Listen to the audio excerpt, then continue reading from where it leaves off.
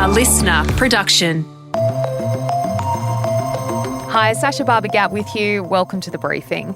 If you love the area you live in and you're renting, the last thing you want is the suburb to be gentrified. It means your rent will go up. But if you own your own home, gentrification can be a great thing. So how do you know what's around the corner for your neighbourhood?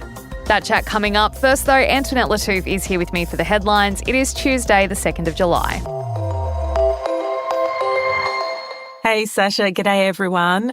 A shock ruling by the Supreme Court has delivered Donald Trump a significant win.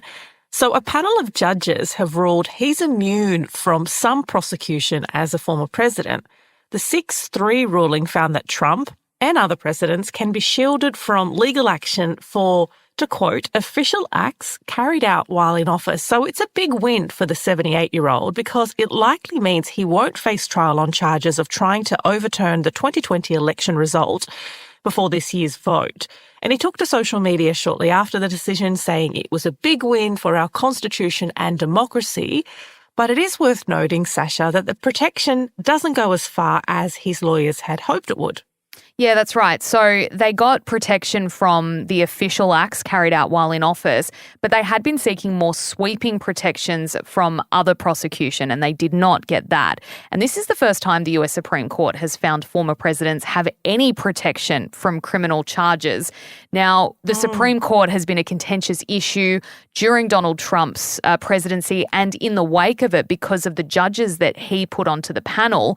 And it's worth noting this ruling followed partisan lines. 3 Liberal justices strongly disagreed with the 6 Conservatives on the panel, and 3 of those Conservatives were appointed by Trump himself. One of the judges that was not appointed by Trump shared their disappointment, saying today's decision to grant former presidents criminal immunity reshapes the institution of the presidency. And they went on to say that it is a foundation to their constitution that no man is above the law, and essentially that's been wiped out.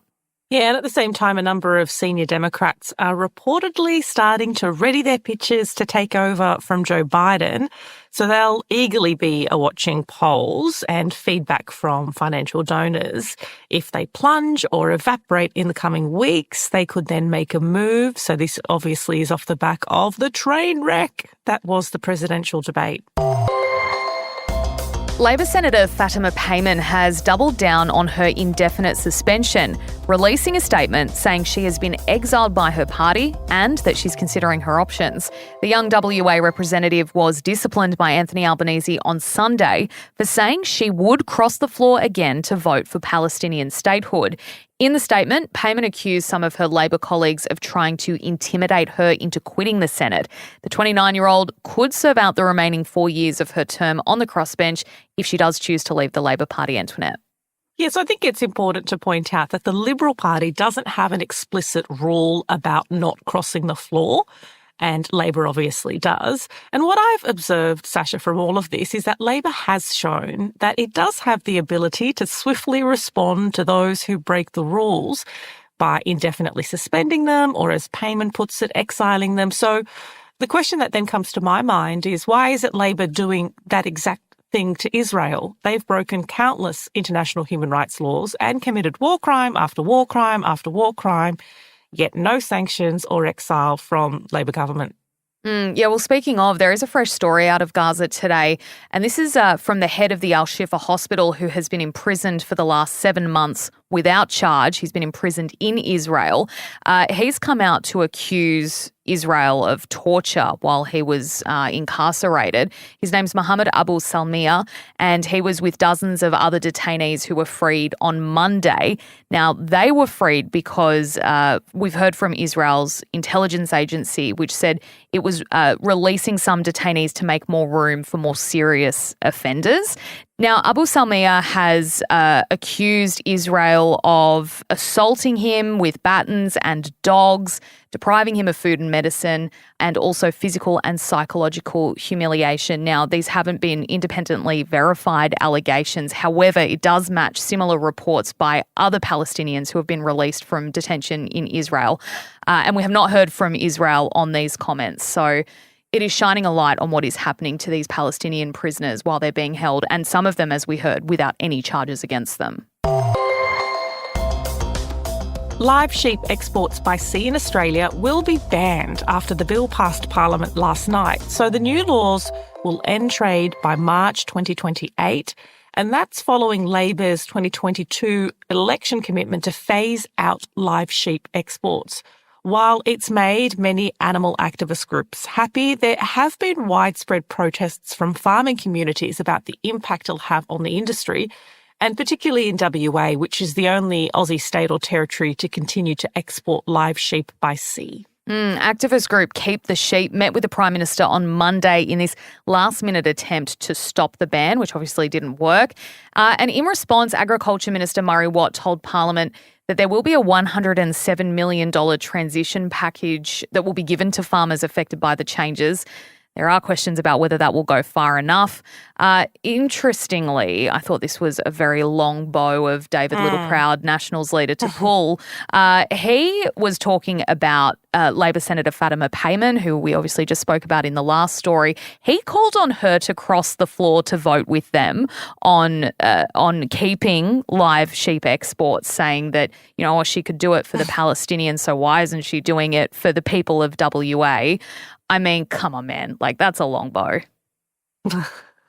It's just humans and war crimes and sheep. It's the same kind of thing. Come on, Senator Payman. And you might remember a month or so back, we brought you the story of the world's first millennial saint. Well, now, Carlo Acutis has cleared the final hurdle to be officially canonised. And this is after it was approved by Catholic Church authorities. He was 15 when he died of leukemia in 2006, and this year the Pope attributed a second posthumous miracle to him, which paved the way for him to be canonised. And Acutis will officially become a saint next year in a public ceremony in St. Peter's Square at the Vatican during the Church's Jubilee year celebrations. And it usually, Sasha, takes decades for a saint to be formally canonised. So this is pretty swift. And it's probably because it's great PR for the church, especially in discussing and attracting younger people. So Carlo became known as God's influencer and patron saint of the internet for the work he did spreading his faith online. He created websites with spiritual focuses, including a widely praised database of miracles. He's also credited with helping homeless people and having a hand in 2 healing miracles after his death.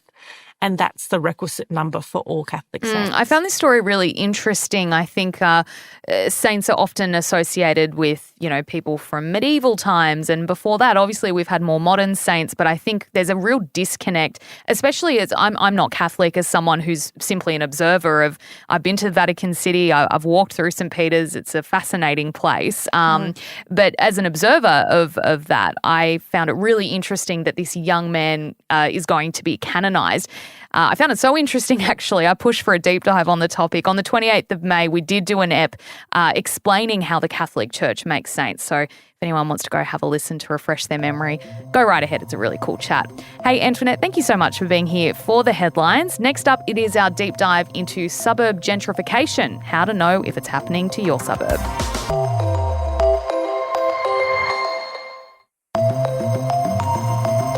Hey guys, Katrina here with you. So I live in Brisbane and I've got to be honest, I absolutely love where I live. I am a Queenslander through and through, but where I live in Paddington, there are awesome cafes, there are parks and schools and shops. We've definitely got it all covered. And there is a lot of research about how living in a great neighbourhood is really good for your mental health, your family and your friends.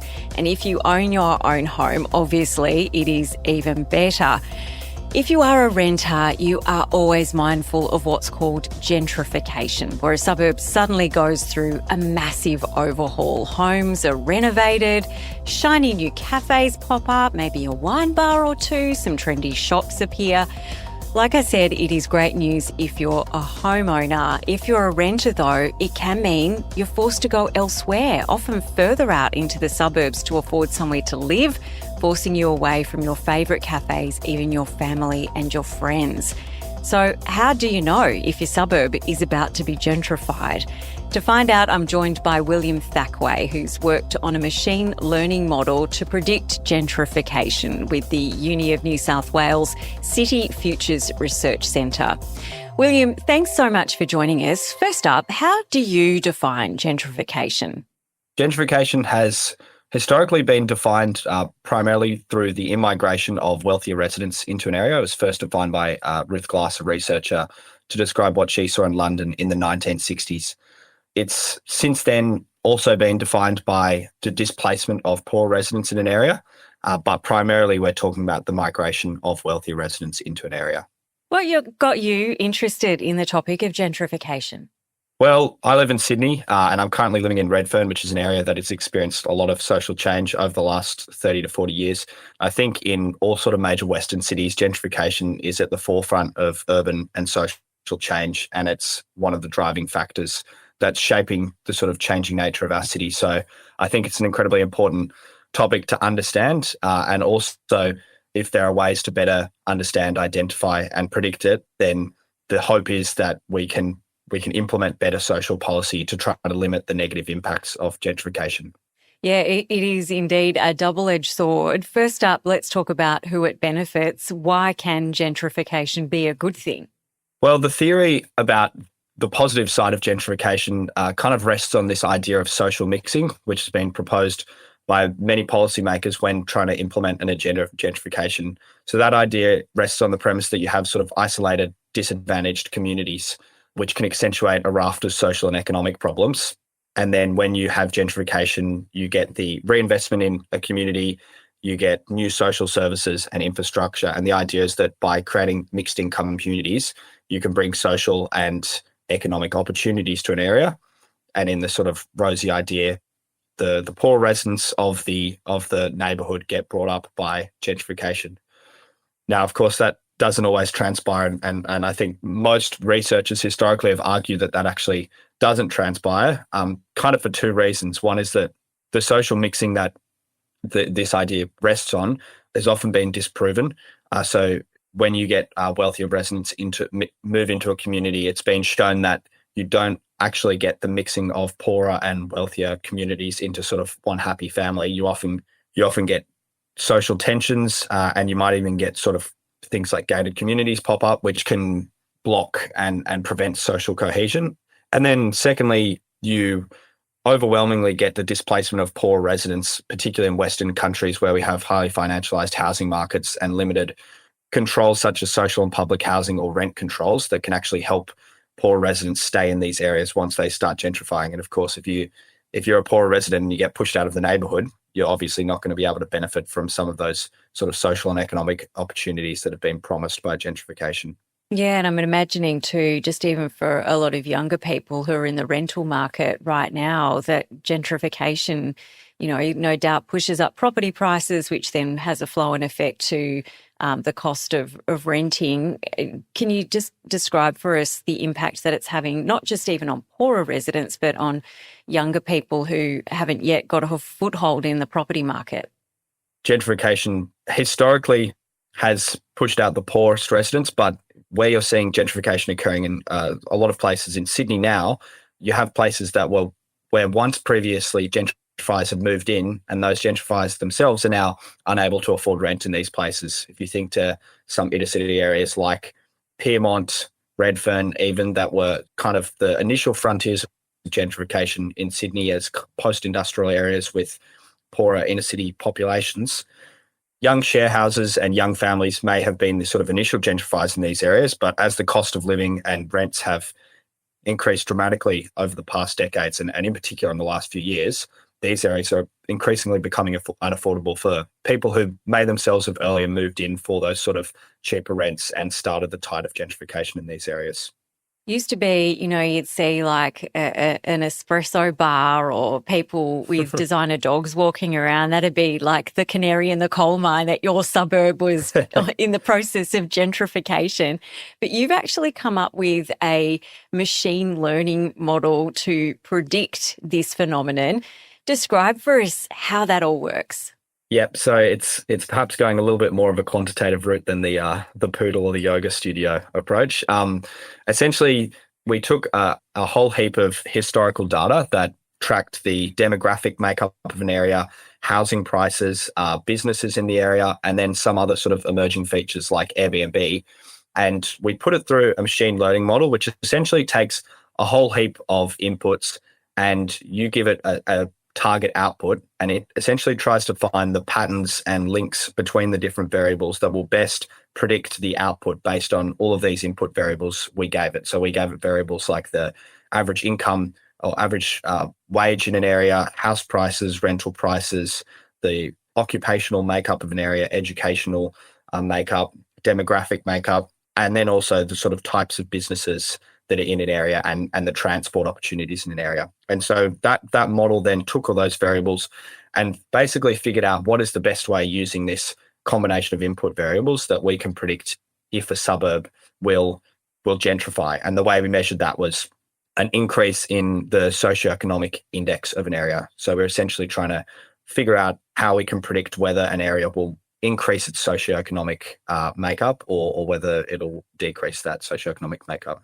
And what have you discovered? What are some of the top signs, I guess, that an area is on the precipice of gentrification? Well, according to our model, there were several kind of obvious, but also several interesting markers, which were kind of the quantitative canaries in the coal mine, if you will. So some of the most obvious indicators were when an area has experienced an increase in housing or rental prices, which are quite obvious. But there were also other sort of demographic changes that can be early indicators, things like married families moving into an area, or on the flip side, a decrease in divorcees or one-parent families. And these are some of the sort of social changes which are perhaps less visible from an outsider perspective, but really indicate the shifting nature of an area that can be early indicators. The other big one, which is not born out of our model, but more born out of our observation of the predicted areas that were going to be gentrifying, is that you have a major ripple effect, which essentially describes the process of where one area becomes gentrified, people who are unable to afford rent or mortgages in that area then kind of move to the next closest affordable area. Thinking about it from our listeners' perspectives, could people look at your research and say, use it to look at areas where maybe housing is more affordable or where they could invest now before that process begins? I think that's a potential use of the research. That was not my intended use, but I understand that is definitely a byproduct. The reason I sort of got into this, or we got into this, our research institute was trying to build a model that's better able to forecast gentrification to help policymakers to try to get ahead of the curve in terms of implementing policies that can help renters and poor residents in an area not be displaced by gentrification. And of course, if policymakers do take this seriously, having a predictive model can help them act before the sort of pace of change and prices increase dramatically. But of course, that's a different story. And often property investors are much more savvy than the government in terms of getting to act. So we'll see how it's used. Yeah, I was thinking more just in terms of people getting a foothold in the market, not so much from an investment perspective, but your reasoning is much more altruistic. So with better information, of course, comes better policy decisions. Are you hoping that this could be rolled out more broadly around the country? It's definitely an ideal for sort of a next phase of research. It's not currently in the pipeline, but I think this type of modelling, predictive modelling, is something which is becoming increasingly possible as we have more data on our cities and greater analytical capacities. And I think while it's something that's quite new and therefore can be slow to pick up by sort of major decision-making leaders like government, I think we'll increasingly see the role of predictive analytics in trying to inform better social policy, because too often governments have been sort of behind the eight ball when you look at their actions compared to the private market. And so this kind of information which can help forecast social change should and can be a very powerful tool for governments to try to get ahead of the eight ball. That was William Thackway from the Uni of New South Wales City Futures Research Centre. And if you want to learn more about William's research, and there's a whole bunch more, including some of the areas and maps around Sydney where he's done the research, we're going to put the link to that in our show notes. Thanks so much for listening to today's briefing. That is it from us for now. Before you go, though, we would love it if you could share this episode with someone you think might enjoy it. And if you want to keep up with our other content, you can check us out on Instagram at The Briefing Podcast. And of course, we are on TikTok and YouTube as well. Just search Listener Newsroom. I'm Katrina Blowers. Have a great day, and I'll catch you next time. Listener.